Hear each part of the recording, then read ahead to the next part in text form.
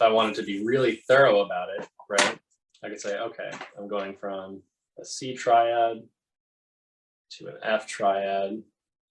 And we know voice leading is just moving each voice of each chord to the next voice of the next chord with as minimal movement as possible. So here's my C, here's my F. I say, okay, first up is C. C could go to F, that's a fourth, big jump. C to A, a sixth, even bigger jump, we don't like that. Or C can go right to C and stay the same, beautiful. We love common tones, right?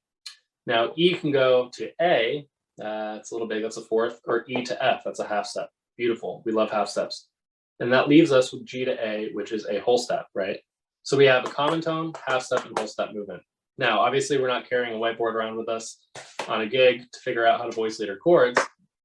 So I can look at any voicing. Here's C, C, E, G. We said C stays the same. E moves half step up to F, and G moves whole step up to A. Right, so there's our C to F. Now, instead of figuring out like using a whiteboard, connecting all of our common tones, when you're at the C, you can visually in your mind say, okay, where are all of my F triads around here? I can say, okay, well, I know I have one down here. I know I have one here, and I have one here, and all the way up here, but that's obviously very physically far.